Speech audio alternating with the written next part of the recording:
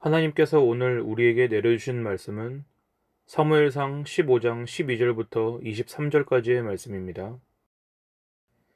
살아계신 하나님의 말씀을 봉독해 올리겠습니다. 하나님의 말씀을 들으십시오.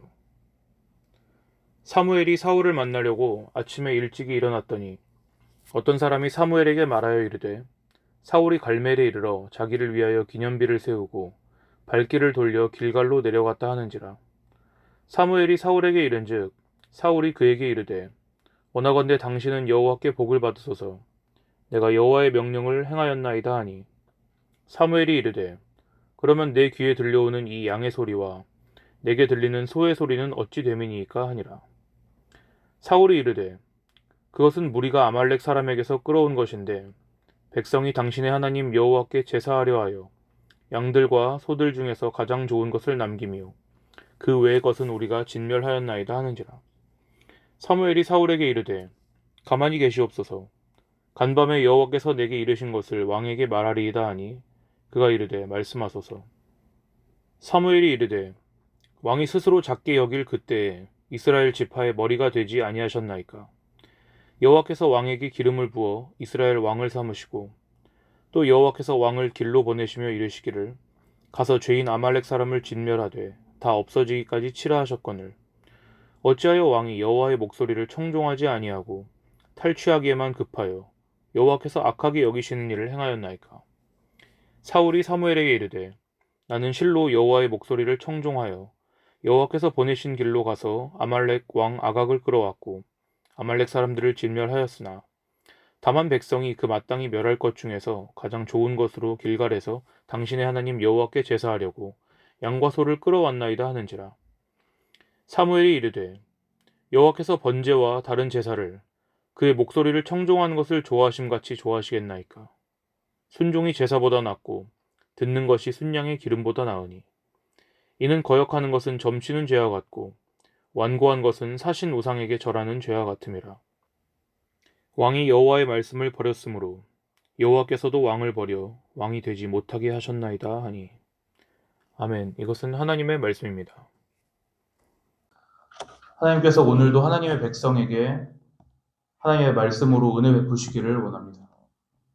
제가 성경에 관해서 여러분께 두 문장을 들려드릴 테니 한번 들어보시고 첫 번째 문장과 두 번째 문장 중에 뭐가 더 옳다고 생각하시는지를 한번 각자 생각해 보시기 바랍니다.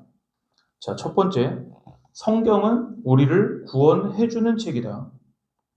두 번째로, 성경은 우리에게 구원이 무엇인지를 가르쳐 주는 책이다.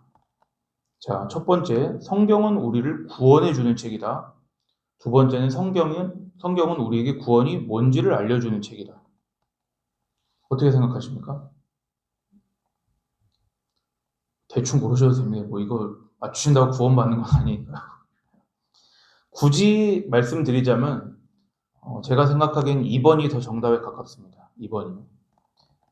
사람 마음이라는 게 연약해서 이렇게 설교 초반에 뭐 문제를 냈는데 맞거나 틀리면 이제 끝날 때까지 그 생각을 하실 수가 있거든요. 그러지 마시고요. 제가 이제 무슨 뜻인지를 말씀드리겠습니다. 좀 전에 이렇게 두 가지를 말씀드렸죠. 첫 번째는 성경은 우리를 구원해주는 책이냐, 아니면 두 번째, 성경은 우리에게 구원이 뭔지를 알려주는 책이냐, 이렇게 질문 드렸습니다. 근데 이걸 좀 바꾸면요, 이렇게 질문할 수도 있습니다. 구원이 뭔지 모르는 사람이 구원받기를 열망할 수 있을까요? 구원이 뭔지 모르는데 구원받기를 열망할 수 있을까요? 그 생각보다 많은 사람이요, 그 구원이 뭔지를 잘 생각을 하지 않습니다. 이건요, 제 추측도 아니고요, 경험도 아니고 주님의 말씀 때문입니다. 여러분 잘 아시는 마태복음 7장 이런 말씀이 있습니다. 멸망으로 인도하는 문은 어떻습니까? 좁습니까? 넓습니까? 넓죠? 예수님 말씀입니다. 멸망으로 인도하는 문은 크고 넓어서 거기로 들어간 자가 많고 생명으로 인도하는 문은 좁고 그 길도 협착하여서 많은 사람이 가지 않는다고요.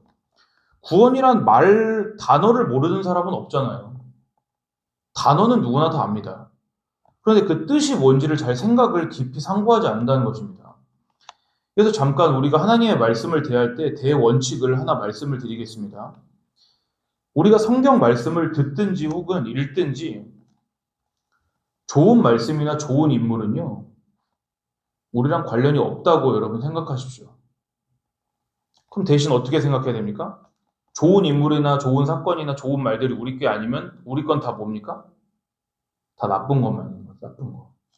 다 나쁜 말씀, 나쁜 인물을 만나면 이게 딴 사람을 생각하지 마시고 이게 내 이야기를 쓰고 있구나라고 여러분 생각하시는 것이 가장 성도가 성경을 읽는 방법입니다. 이건 추천을 한 게 아닙니다, 여러분. 이건 하나님께서 원하시는 바입니다. 우리가 성경을 읽을 때 원하시는 자세라고요, 하나님께서.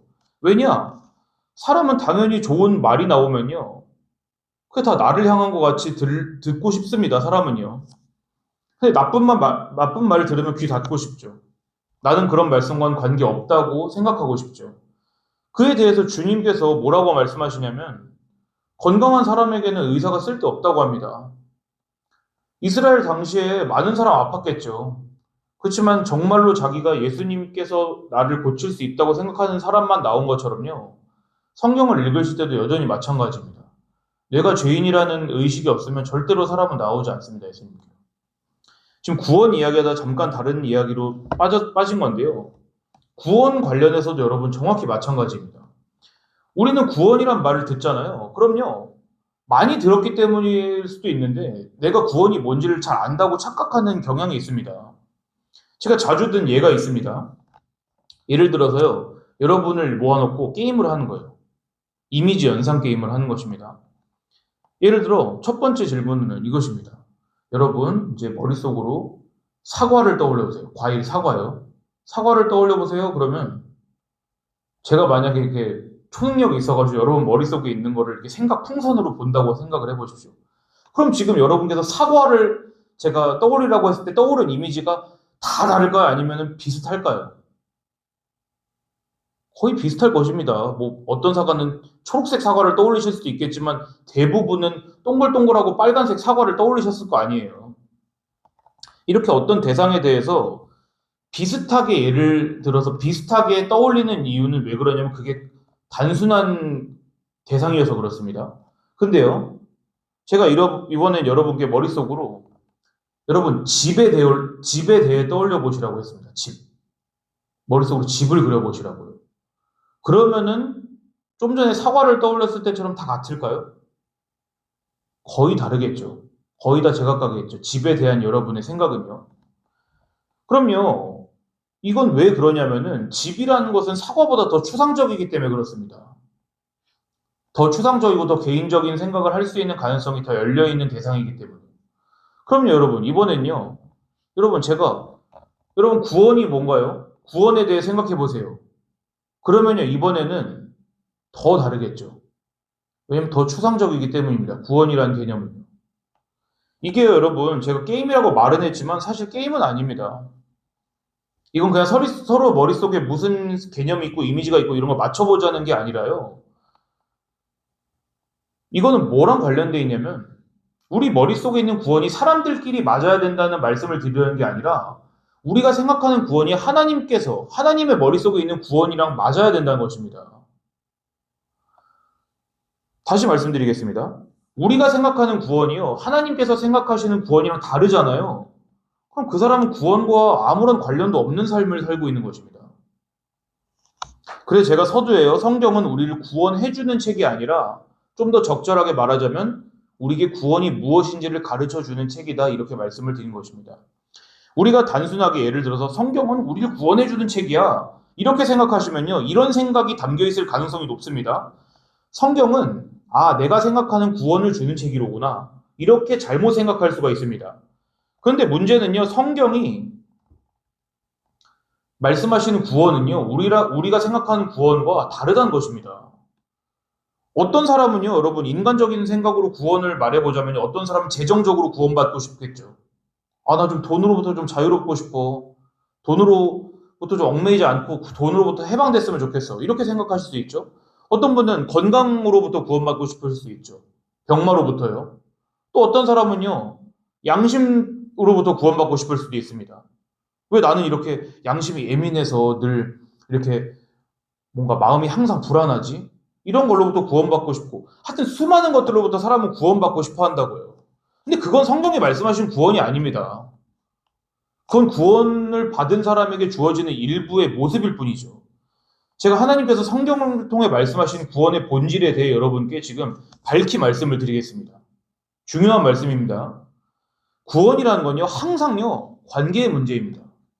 관계성의 문제입니다. 구원은요. 이것과 떼놓고 구원을 생각하시면 여러분 잘못 나가는 것입니다. 항상 구원은 하나님과의 관계의 문제인 것입니다. 이걸 여러분 이성에 그 망치를 드시고 못을 하나 드시고 이성과 감성에 박아 놓으십시오. 구원은 하나님과의 관계의 문제라는 이 사실을요. 성경은 수많은 인물들을 보여주고요. 또 성도의 삶을 보여줍니다.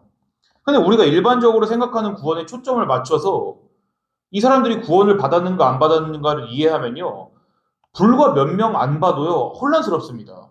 왜냐? 다 다르거든요. 모습이요. 예컨대 어제 우리가 배운 것처럼 요셉 같은 사람은 구약의 요셉 같은 사람은 뭔가 이렇게 이 사람이 죄를 지어서 벌을 받거나 이런 얘기가 잘 등장하지 않잖아요. 그렇죠? 근데 그에 비해서 잘 나가다 심각한 죄를 짓고 또 회개하고 돌이킨 사람도 있습니다. 대표적으로 다윗이죠. 그리고 또 이런 사람도 있습니다. 잘 나가다가 점점 하향 곡선을 타는 사람도 있죠. 회개 안 하고 죽은 사람도 있어요. 솔로몬처럼. 근데 만약에 우리가 구원을 행위로부터 구원받는 거라 생각하잖아요. 예를 들어. 그러면요, 우리는요, 최소한 이 세 명의 인물만 봐도요, 어떤 사람이 구원받고 누가 구원받지 못했고, 그걸로 보자면 쉽게 판단할 수 있습니다. 행위로 따지자면요. 처음부터 끝까지 착실하게 산 요셉, 자기 죄 때문에 고통받지 않은 것처럼 보이는 요셉 같은 사람은, 이 사람 구원받았네. 이 사람은 우리가 쉽게 생각할 수 있겠죠. 그런데요, 예를 들어 다윗과 같은 경우도요, 이 사람 회개했네. 구원받았겠네. 이렇게 생각할 수 있죠. 근데 솔로몬은요, 솔로몬의 경우가 대단히 애매한 경우입니다. 그냥 우리가 표면적으로 보면요. 행위만으로 보면요. 그럼 이 사람 해결 안 했네? 버림받았네? 이렇게 생각하기 쉽다고요. 그렇지만 우리는요. 이런 상황을 만났을 때 성경을 잘 토대로 판단하려 하지 않고요. 그냥 우리 이성의 근거에서 생각할 때가 많습니다. 예를 들어 이런 식으로요. 그래도 솔로몬이 말년에 노망이 난 건 맞지만은 이 사람이 젊었을 때 하나님으로도 칭찬받은 거 생각해봐. 그리고 이 사람이 얼마나 이스라엘을 위해서 위대한 업적들을 남겼어. 그러니까 그걸로 하나님 퉁쳐주시겠지. 이렇게 얼마든지 생각할 수 있다고요. 근데 이건요, 우리가 수학 계산이랑 비슷한 것이지 하나님과의 관계에서 구원을 이해한 것은 아닙니다. 우리는 성경 인물들과 구원에 대해서 그렇게 이해하면 안 됩니다. 예화를 먼저 마무리하자면요. 우리는 솔로몬이 하나님의 은혜로 구원받았다는 단서들을 성경에서 찾아볼 수가 있습니다. 예를 들어 여러분, 북이스라엘을 대표하는 대표적으로 악한 왕이 누구입니까? 보통 아합 왕을 말하죠. 아합 왕. 그렇죠. 아합. 근데 심지어 남유다에서요. 이런 평을 듣는 왕이 있어요. 이 사람은 아합과 같이 행했다. 이 사람은 아합 같은 사람이다. 이렇게 행한 왕이 남유다에도 있다고요. 누구냐면 여호람 왕입니다. 성경은 여호람 왕에 대해서 뭐라 하냐면 그는 아합의 집과 같이 행했고 여호와 하나님께서 보시기에 악을 행했다. 이렇게 평가하면서도요. 곧장 무슨 말씀을 덧붙이냐면요. 역대하 21장 7절에 여호와께서 다윗의 집을 멸하기를 즐겨하지 아니하셨음은 이전에 다윗과 더불어 언약을 세우시고 또 다윗과 그의 자손에게 항상 등불을 주겠다고 말씀하셨습니다. 보세요. 가장 악한 왕이라고 할지라도 하나님께서 다윗과 세운 언약 때문에 그걸 기억하시면서 그냥 쓸어버리는 것은 내가 제거하겠다. 이렇게 판단하셨다면 솔로몬을 향하신 은혜가 그것보다 적었을 것이라고 기대하기는 어렵겠죠. 그러니까 우린 솔로몬도 역시 하나님의 은혜로 구원받았을 거라고 성경 안에서 추측을 할 수 있는 것입니다. 다시 돌아와서요. 우린 이렇게 하나님과의 관계 안에서 구원이라는 것을 이해해야 성경의 인물들을 역시 이해하고 이 사람들이 어떻게 살았는지, 어떤 생각을 했는지, 그리고 이걸 통해서 오늘 나는 하나님께서 무슨 말씀을 나에게 하시는지를 깊이 생각해 볼 수가 있는 것입니다. 그리고 나와 하나님 관계를 가늠해 볼 수가 있는 것이죠. 자, 여기서 중요한 건 나의 행동이나 양심 문제가 아닙니다. 행동이나 양심 문제가 아닙니다. 그게 하나님께서 원하시는 것과 관련이 있을 때만 나의 행동과 양심이 중요한 것이고요. 여러분 보세요. 심지어요, 겉으로 볼 때 대단히 훌륭한 행동인데 사실 하나님의 뜻과 아무런 관계 없을 수도 있습니다. 반대로 윤리적으로 봤을 땐 기겁할 일이지만 하나님 관점에서 그게 옳다고 평가되는 일이 성경에는 많고요. 자세하게 얘기하지 않겠습니다만 유다와 다말 얘기를 보십시오. 저희 할아버지께서 성경을 잘 안 읽으시는데 가끔 뭐에 꽂혀서 읽으실 때가 있어요. 그럼 제가 쉬운 성경 읽으라고 드리거든요. 개역개정 어렵잖아요, 말이요. 그러면 항상 어디서 멈추시냐면 창세기 38장에서 멈춥니다. 거기에 뭐가 있냐면 유다와 다말 얘기가 있거든요. 뭔 얘기인지 다 아시죠, 여러분? 며느리가 변장을 하고 시아버지와 잔 얘기잖아요.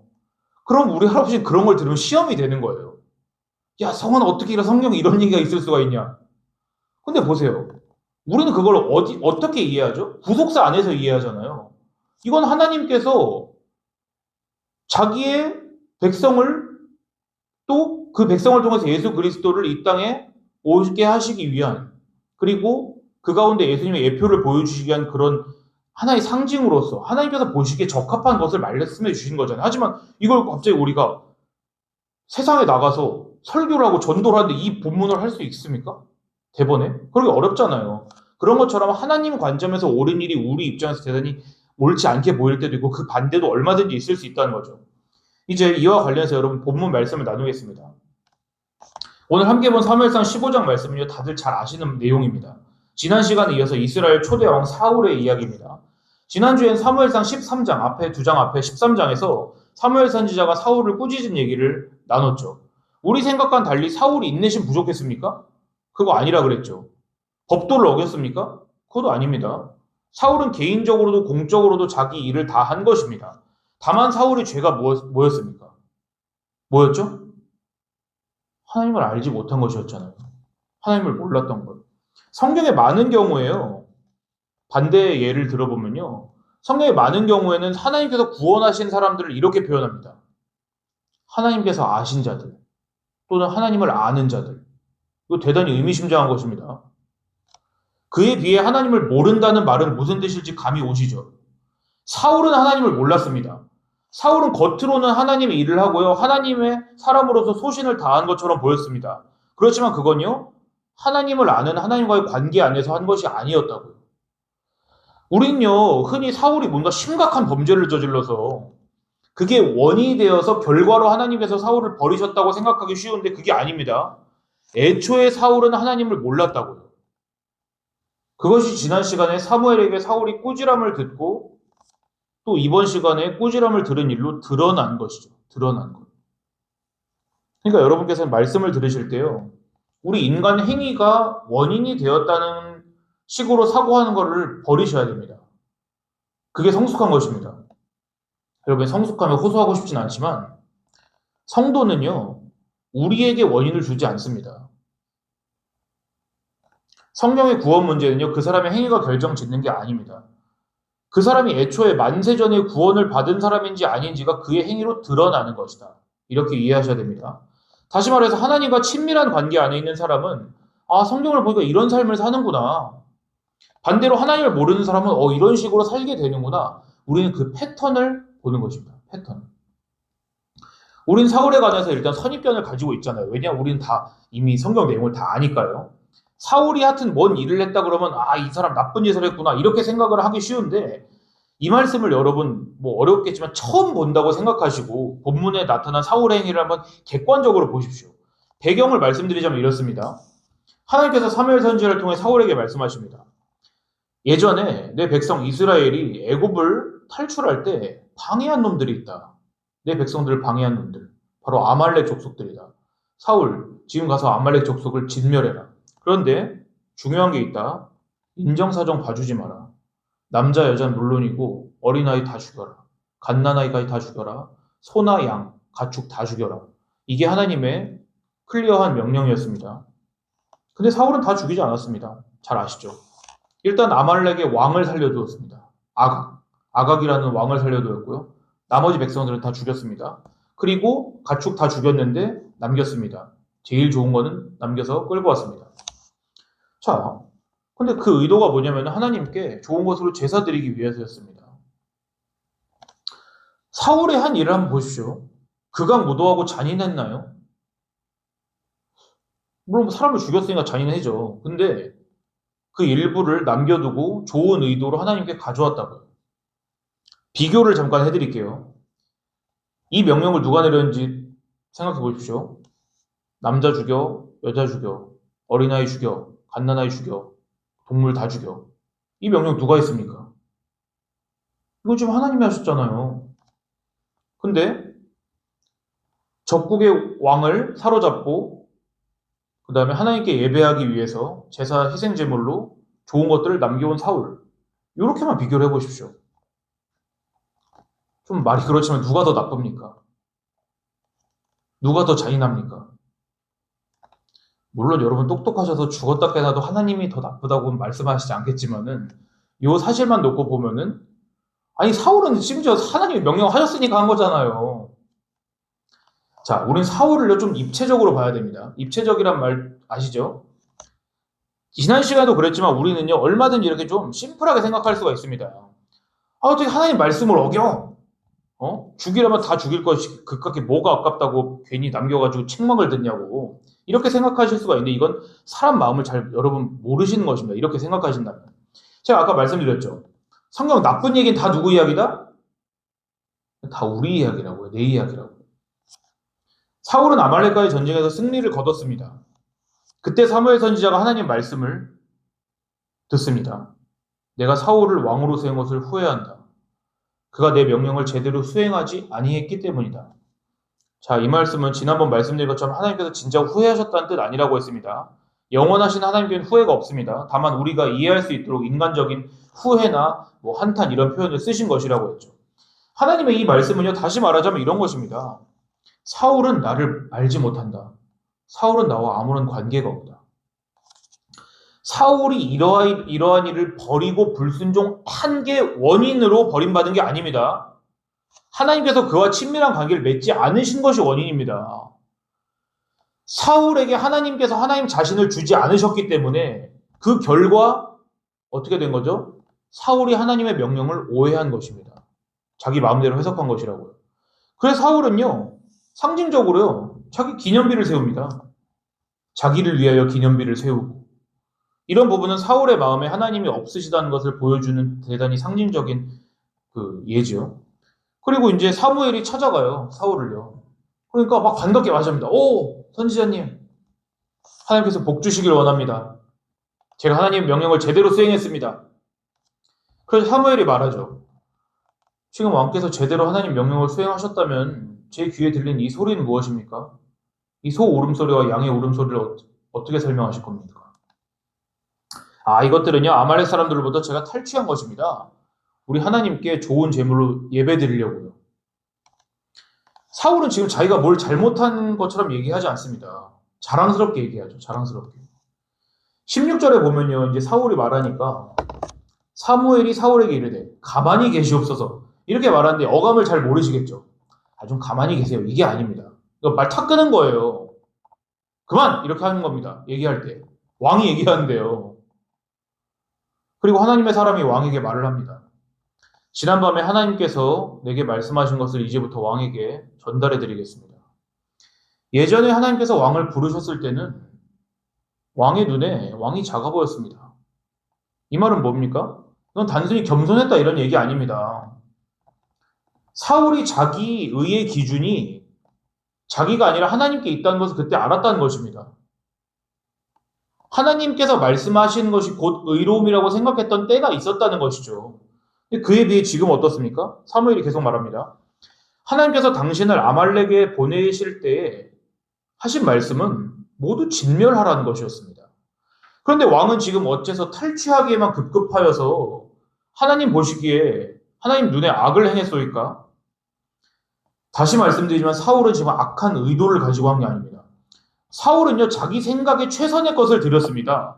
사울이 아말렉에게서 승리하고 양과 소를 끌어오면서 내가 불순종해야지. 내가 하나님의 말씀을 반드시 어기리라. 이러고 끌고 왔을까요? 그러지 않았던 것입니다. 하나님께서 이 예물을 받으면 얼마나 기뻐하실까? 내가 이 중에서 이렇게 좋은 것들을 선별해서 하나님께 가져오면 얼마나 기뻐하실까? 이렇게 생각하면서 데려왔다는 것이 더 큰 문제입니다. 근데 이에 대해서 하나님의 평은 명확합니다. 너가 내 눈에 악을 행했다. 사울의 악은 탐욕이 아니었습니다, 여러분. 그렇게 생각하시면 사울을 평면적으로 보는 것입니다. 그보다 훨씬 무서운 것이었죠. 뭐냐? 내 생각에 최선을 들인 것. 자기 생각에 최선을 들인 것. 그게 사울의 큰 잘못이었습니다. 이걸 여러분 남일처럼 생각하지 마시고요. 우리가 언제든지 할 수 있는, 언제든 저지르고 있는 일이라고 생각해 보십시오. 우리의 최고의 헌신이 하나님의 눈에 악한 것이라는 평가를 받을 일이 왜 없겠습니까? 우리가 최선의 것을 행하고 최고의 것을 드리면 하나님께서 다 받으셔야만 합니까? 하나님께서요, 그런 것들은 중요한 게 아니고 하나님께서 그런 거 나에게 필요 없어. 이렇게 말씀하시면 그때도 우린 기분 좋을까요? 그때도 하나님의 의로움이 맞습니다. 이렇게 여러분 고백하실 수 있으세요? 사울의 대답 20절입니다. 나는 정말로 여호와 하나님의 목소리를 청종하였습니다. 보십시오. 내가 아말렉을 치고 그 왕인 아각을 포로로 사로잡아왔습니다.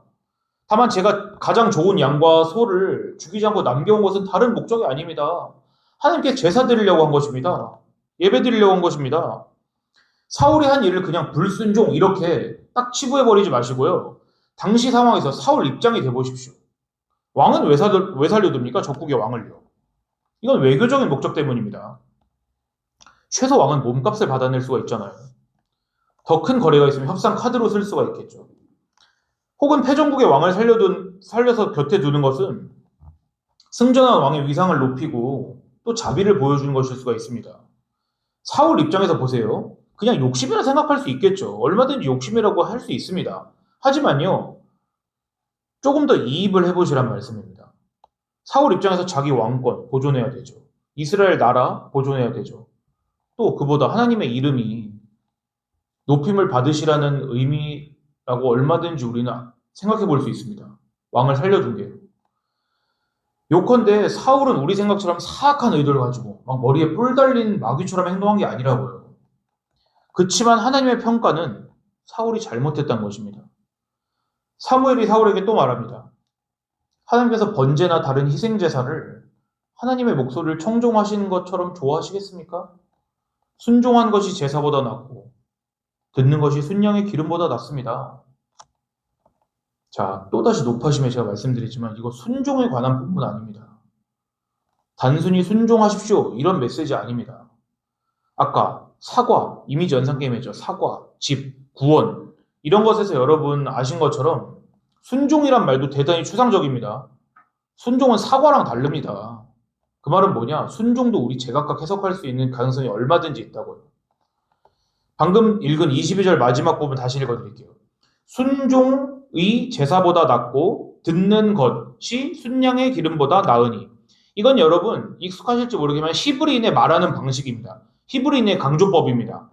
땡땡이 뭐뭐뭐뭐 하고 땡땡이 뭐뭐뭐 하고 이런 식으로 똑같은 형식을 반복해서 하는 건 강조하는 거예요. 주제를 강조하는 거예요. 그러니까 보세요. 순종이 제사보다 낫고 듣는 것이 순양의 기름보다 나으니. 순종은 여기서 뭐랑 매치가 됩니까? 여기서 보시면 듣는 것. 그렇죠. 듣는 것. 이렇게 이해하면 우리 순종이라는 것을 좀 더 잘 이해할 수 있는 것입니다. 성경에서 말씀하는 순종은요. 막 불순종, 순종 이런 차원이 아니라 듣는 것, 경청과 관련이 있다는 것입니다. 하나님의 뜻이 무엇인지 귀 기울이는 것과 관련이 있다는 거죠. 오늘 본문에서 사울을 향한 하나님의 뜻이 무엇입니까? 여기서 단순합니다. 아말렉을 진멸해라. 말이야 쉽죠. 여러분 혹시요 평생 사시면서 여러분 몇 명 정도 사람을 만나는지 아세요? 살면서 죽을 때까지 몇 명 정도의 사람을 만날까요 우리가? 많아야 2만 명입니다. 많아야 2만 명. 15,000명에서 2만 명 정도 만난다고 합니다. 그리고 조금이라도 가까운 관계를 맺고 사는 사람은 3,000명 안팎이고요. 근데요 지금 여러분 하나님 명령은요 한 나라를 진멸하라는 것입니다. 인종 청소를 하라는 거예요. 이 정도는요 우리로 치면 내가 얼굴 알고 사는 사람 싹 다 죽는 것입니다. 싹 다. 몇 배가 죽겠죠 그거보다. 근데 이게 지금 누구 말씀이라고요? 하나님 말씀이라고요. 여러분 묻겠습니다. 이 명령 듣기 좋으세요? 막 청종하고 싶으세요? 하나님 명령이니까 지금 뭐 다른 거 생각할 거 없이 막 나가서 다 죽여버리고 싶으신가요? 오늘 역시 사울이 순종하지 않은 게 아닙니다. 거의 다 순종했습니다. 정말로요. 거의 다요. 정말. 아말렉 왕과 가축만 살려놨다고요. 좋은 가축만. 이 정도 했으면 좀 눈 감아줄 법도 하잖아요. 성경은 그렇게 말씀하지 않습니다. 성경은 사울이 한 일에 대해서 23절 마지막 절입니다. 사무엘을 통해 뭐라고 하시냐? 지금 이 사울의 거의 순종을 당신 지금 점치는 죄를 저지른 것입니다. 점치는 죄. 당신이 지금 한 일은 왕이시여 우상숭배입니다.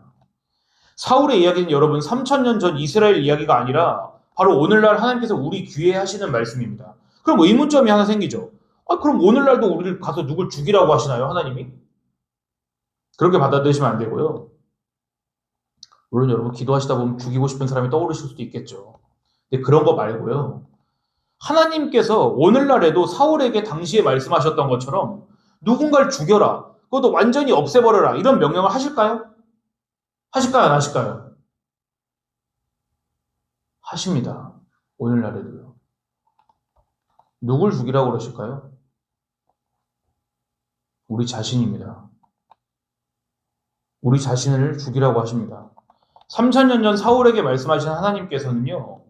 예수님의 몸으로 이 땅에 오셔서 그때 사울에게 하셨던 것과 정확히 똑같은 뜻의 말씀을 하십니다. 마태복음 16장 24절에 이에 예수께서 제자들에게 이르시되 누구든지 나를 따라오려거든 자기를 부인하고 자기 십자가를 지고 나를 따를 것이니라. 동일하신 하나님이십니다. 예수님은요. 오늘날에도 동일하게 말씀하십니다. 영원하시기 때문에요. 죽이라고요. 다 없어질 때까지 죽이라고요. 근데 그건 다른 사람을 향한 게 아닙니다. 나 자신을 향한 것입니다. 밝히 말씀드립니다. 하나님의 영광은요. 우리가 죽는 데 있습니다. 하나님은요. 우리가 죽는 것 외에는 다른 걸로 영광을 받지 않으세요. 우리가 높아지고 연예인들이 상 받으면서 제가 이 영광을 하나님께 돌립니다. 이런 걸로 영광 받지 않으신다고요. 성경이 하나님의 눈에 귀한 것을 하나 말씀하십니다. 뭔지 제가 말씀드릴게요. 시편 116편 15절에 그의 경건한 자들의 죽음은 여호와께서 보시기에 귀중한 것이로다라고 기록되어 있습니다. 성도들의 죽음. 하나님의 백성이 자기 자신에 관해서는요. 그 어떠한 일체의 희망도 없다는 것을 발견하고 오직 하나님만이 선한 분이시고 하나님만이 우리 인생의 해석자이심을 알고 고백하는 것. 그게 하나님께 영광이고 우리 인생에는 목적이란 말입니다. 내가 죽는다는 것에 대해서는 이 주제에 대해서는 앞으로 무궁무진하게 말씀드릴 게 많습니다. 이건 단순히 내 성질 죽인다. 내 계획 하고 싶었던 거 포기한다. 내 나쁜 습관 버린다. 이런 의미 아닙니다. 이건 너무 단순한 것이죠. 내가 죽는다는 건요. 내가 하나님의 의로만 살겠다는 것입니다. 하나님의 의로만. 하나님의 의와 근데 내 의와 비슷할까요? 절대 비슷하지 않습니다. 하나님의 의가 우리의 의와 비슷하다면 예수님이 왜 죽으셨겠습니까? 하나님의 의는요. 우리의 의랑 충돌한 것입니다. 사울을 보세요. 다 못 죽였잖아요. 사울도요. 하나님의 의는 우리의 의와 비슷하지 않습니다. 사울은 그나마 가장 가깝게 지킨 것이에요. 우리는 하지도 못할걸요, 그렇게? 성령님께서 오늘 이 말씀을 듣는 우리의 심령의 빛을 비춰주시기를 원합니다. 그래서 우리의 모든 의가 거짓되고 만물보다 심히 부패한 것이 우리 마음이라는 성경의 고백이 그 진술이 정말 우리의 고백이 되기를 원합니다. 그래서 하나님만이 유일한 우리의 의가 되시고 우리의 영혼과 생명과 하나님과의 관계에 있어서의 화평이 우리의 편에 달린 게 아니라 하나님 편에 손에 달려있다는 것을 성령님께서 우리에게 알려주시기를 간절히 기도합니다. 기도하겠습니다. 거룩하신 주님, 우리에게 내려주시는 이 말씀이 내용이 무섭고 또한 무겁지만 그 가운데서 우리에게 하시는 그 말씀에 집중할 수 있도록 성령 하나님께서 은혜를 내려주시옵소서. 주님, 당시에 하나님의 율법을 사모했던 백성들, 그들의 왕조차도 지키지 못했던 주님의 말씀을 오늘날에도 우리 심령에 동일하게 하신다는 것이 우리의 마음을 참으로 엄숙하게 합니다.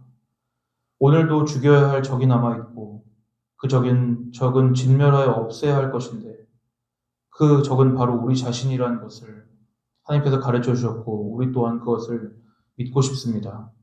하나님, 우리가 어떻게 해도 미워할 수 없는 단 한 명의 존재가 있다면 우리 자신일 터인데 주님의 말씀은 우리를 부인하고 우리 십자가를 지라고 하십니다. 주님, 이것을 우리의 힘으로 어떻게 하여야겠습니까? 성령 하나님께서 예수님 안에서 예수님 스스로를 부인하게 하셨던 하늘의 보좌를 버리시고 이 땅 가운데 사람의 몸으로 오셔서 십자가에 죽기까지 순종하도록 하신 동일하신 성령께서 오늘날도 우리 마음 가운데 함께하여 주셔서 우리 자신이 포기되어지고 우리 자신의 의는 버려지고 오직 하나님의 의와 하나님께서 주시는 말씀으로만 살 수 있도록 여기 모이는 한 사람 한 사람을 주님께서 복내려 주옵소서.